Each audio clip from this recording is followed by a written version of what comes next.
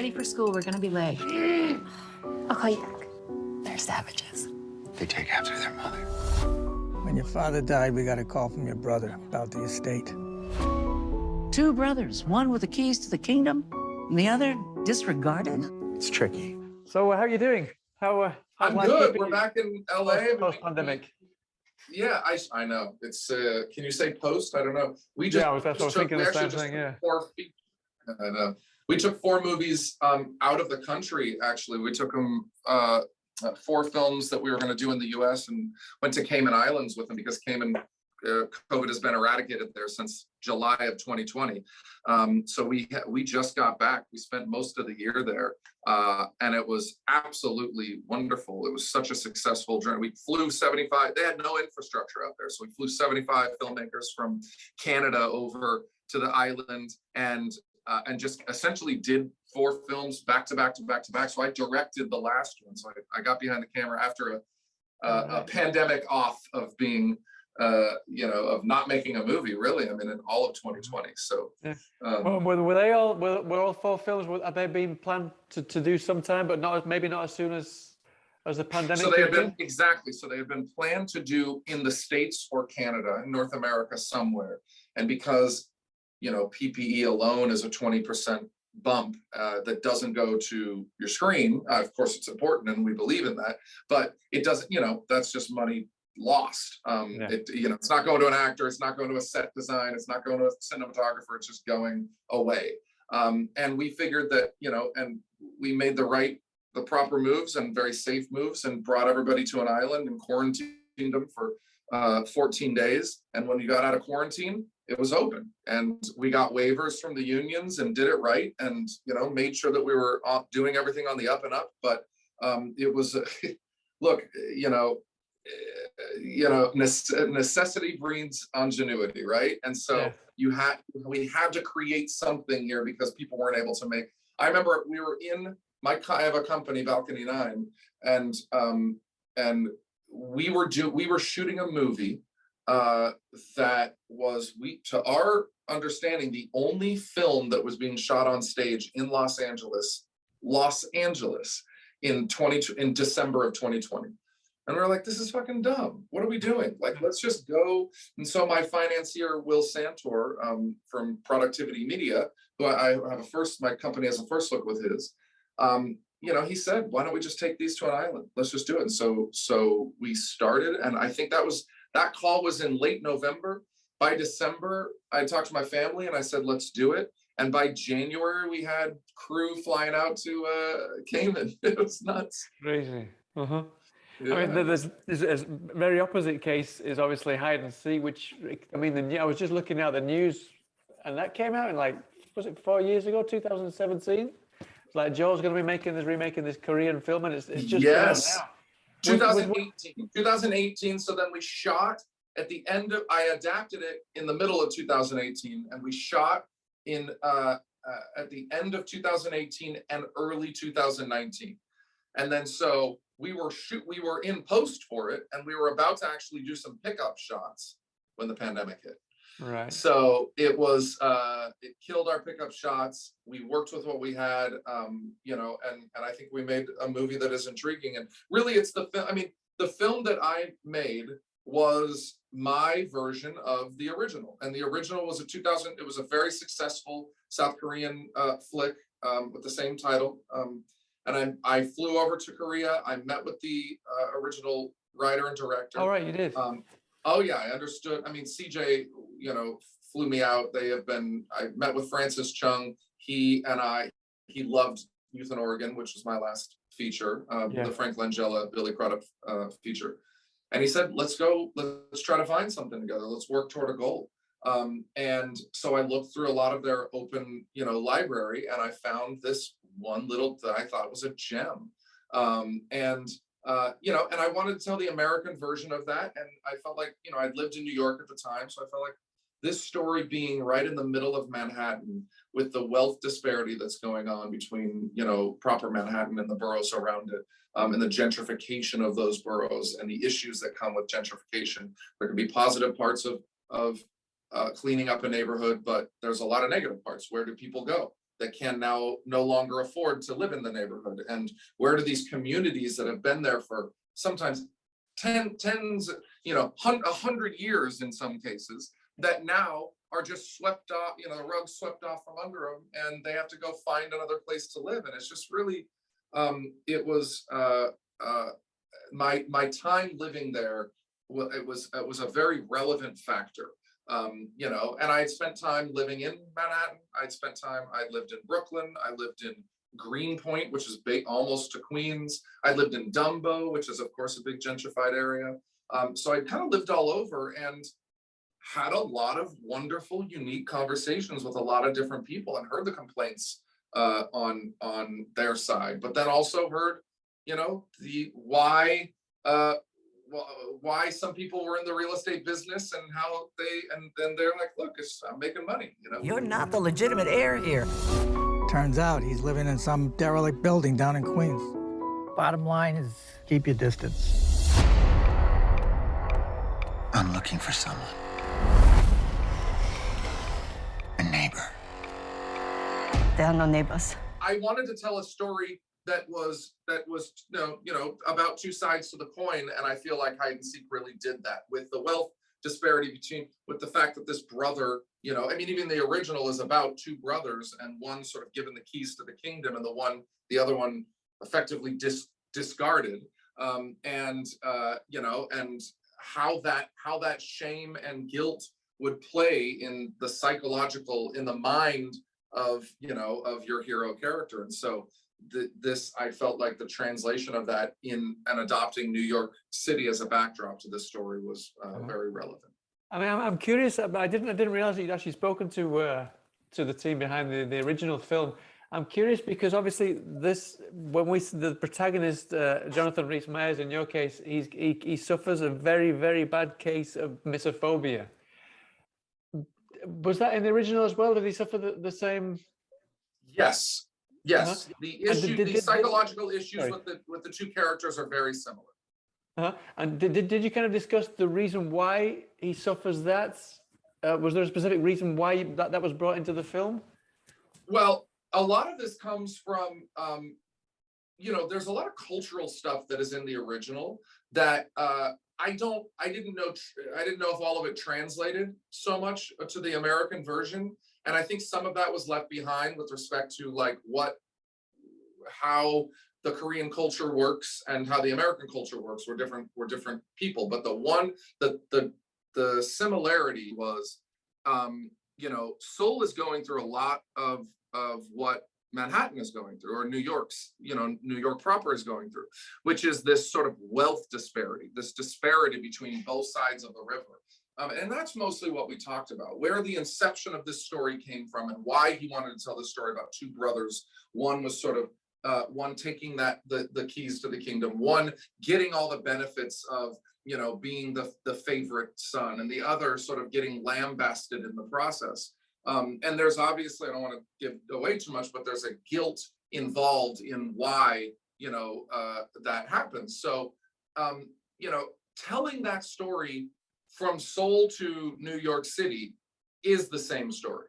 The culture aside, there are issues with with disparity between and underrepresentation in these communities that just sort of get swept aside in sort of for money and for gain, for corporate gain, for property value gain, for high wealth individuals trading money back and forth between properties. Like the whole thing's it's not a pretty business to be in, and it really shits on a lot of people.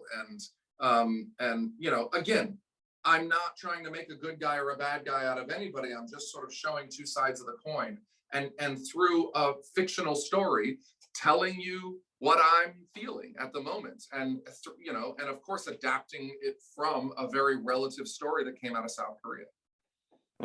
I mean, you said that you kind of you portray what you felt at that time about what was going on. There are certain times there that the kind of the difference between the two, the clashing that there is between the two sides of the story here, really does get terrifying. I mean, there's one specific scene, without giving too much away, is when they just kind of beat the crap out of the protagonist. That's just shows you just how much they're willing to just kind of take everything out on just one person because of the whole situation, no? Absolutely. I think, you know, anybody in that situation sees somebody that looks like they are not from, you know, where they're from. And I think that there is a lot of, well, I think the jealousy is involved, but, you know, they kind of represent something that that is foreign to them and alien to them. And part of the challenge in writing this was finding characters that an audience could be endeared to, because there is no, you know, the guys in the slum building were not bad guys. They're just living their life. In fact, part of the production design was a big part of this, and we found this building in Yonkers that was like an old estate, an old mansion, and I wanted the sort of like the opulence, you know, I wanted you to feel that this was a grand building at one time that had been run down and just didn't have the government, the state support, the city support, the town support to be able to be kept up. And now it's just, you know, a home for underrepresented people, or I would say low income, you know, people. And because of that, doesn't mean that this home, that anybody can just come and just like take a bulldozer to the place, right? Which is the whole premise to this movie. Like the idea that these people live there. You know, Sumi lives in and helps this Russian lady. This Russian woman, I wanted to give her a story. She doesn't speak a word, but Frankie does, Mustafa's character, Frankie does, because, you know, I wanted people to understand, like, this is a woman who's just living here. She fled her country to come to the, you know, free America. And now she's living in this building and this is her home, and you're just going to take this home from her. This isn't right. You know, this is, I wanted people to be endeared to these, to this group of people that were in this building. And I think that, you know, this story did a good job of that. Oh, definitely. Yeah. Something else that you did a really good job with, a lot of films that deal with kind of psychological issues, kind of people spiraling out of control, a lot of the times the way that it's directed, or kind of just kind of the way the camera's used, oftentimes pulls me out of the film. You did a great job when you did Spiral, and you did an even better job with this one. How did you approach kind of pulling the audience into the psychological aspect of the film? Well, a lot of that is in visual and in sound. You know, sound is becoming more and more important these days. A lot of people aren't going to the theaters, but they really, and if they have a great, you know, TV in front of them, even though it's smaller, they can have theater quality sound around them. And so that's the thing that kind of translates from the theater over. We don't have as big as screens, but we do have the same quality of sound. And so telling a story with sound is very important. And so everybody from, you know, my sound guys on set, which I've worked with, Jerry, that I've worked with, you know, from Youth in Oregon and on, I did 2 features in New York, directed, you know, all the way to Tim Jones, my composer on Hide and Seek, to making sure that when we were taking a breath, that breath was important and valuable. And when we were slowing or pacing down something, we just have this guttural, raw feel. We used instruments in really weird ways and unique ways, you know, sometimes just scratching the front of a wind, you know, instrument or a guitar or something, just to get these weird, interesting sounds, playing with rhythms and dissonance, you know, sounds that we created practically for this movie, rather than just pulling a bunch of archived digital sounds. So obviously that's a big driver of it. But the visuals, you know, finding the right cinematographer, and Ryan Samuel, who had come from a lot of genre stuff before this, who I was just a fan of his work, you know, he and I met eye to eye on never just framing a normal shot and telling the story, finding some unique derivative of a normal shot to be able to, you know, like enhance the viewership of the movie. And I think a simple story, it becomes complex and mysterious, but it's kind of a simple story. 2 brothers, 1 good one. It's very Shakespearean in its storytelling. You know, you need to drive the audience in different ways, and I really feel like we did that with the visuals and the sound. Yeah, definitely. One more thing about the visuals, because the film was obviously originally from South Korea. There's certain scenes that did kind of take me back to kind of J horror and Korean movies, like the water on the floor, those kind of things. But at the same Yeah. time, I felt that you wanted to keep that into just kind of like, almost like a homage to the original film, I guess. But at the same time, there's things that I can get the feeling that you changed specifically on purpose, and then other things that you kept the same. For example, the motorbike suit and with the black helmet. I think that was originally an actual homage to Giallo movies in the original, no? Which is something that you kept in this one, no? I did, yeah. You know, I couldn't mess with the bad guy. The bad guy. That had to and I actually really think that visual from the original was something that delivered at the end.